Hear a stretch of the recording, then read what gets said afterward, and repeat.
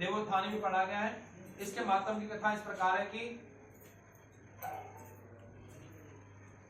ब्रह्मा जी ने नारद ऋषि से कहा था, जिसके हृदय में प्रबोधन एकादशी का व्रत करने की इच्छा उत्पन्न होती है उसके 100 जन्म के पाप भस्म हो जाते हैं। मैंने सुबह को यह ध्यान किया था कि आज मैं व्रत रखूं, लेकिन मेरी इच्छा नहीं है, हिम्मत नहीं पड़ रही, तो मेरे जो है 100 जन्मों के पाप नष्ट हो गए। तो व्रत करने तो इच्छा उत्पन्न हुई, तो इसी प्रकार 100 जन्मों के पाप नष्ट हो गए। जो इस व्रत को विधि पूर्वक करता है उसके अन्य जन्मों के पाप नष्ट हो जाते हैं। ये भगवान के प्रसन्नता का मुख्य साधन है। प्रबोधनी एकादशी के व्रत से मनुष्य को आत्मा का बोध होता है। जो इस व्रत से विष्णु जी की कथा सुनते हैं उन्हें 7 दीपों के दान करने का फल प्राप्त हो जाता है। लाइट जला दो, लाइट। मजाक की बात है, व्हाइट वाला। सारी कथा सुना दी, तो बाद में पंडित जी ने बोल दिया अगर ऐसा करो तो कथा में फल कुछ भी प्राप्त नहीं हो, सब उठ के भाग गए।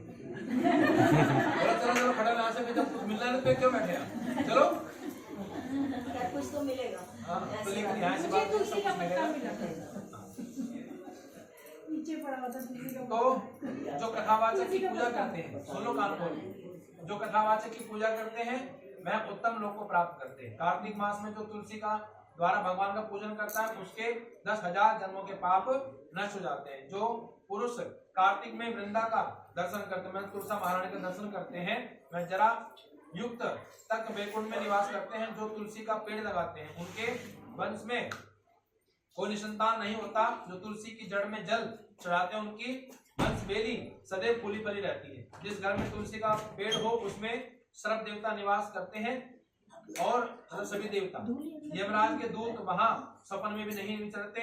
जो पुरुष तुलसी वृक्ष के पास श्रद्धा से दीप जलाते हैं उनके हृदय में दिव्य चक्षु का प्रकाश होता है। जो सालग्राम की चरणोदक्ष में तुलसी मिलाकर पीते हैं उनके निकट अकाल मृत्यु नहीं होती आती, सर्व व्याधियां नष्ट हो जाती हैं, वह पूर्व जन्म को नहीं प्राप्त होते।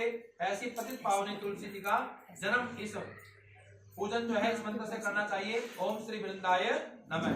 जब आप आज तुलसी का जो पूजन करोगे, तुलसी महारानी पे आप वो चढ़ाओगे, चुन्नी उड़ाओगे, उसकी पूजा करो तो क्या बोलोगे, ओम श्री वृंदाय नमः।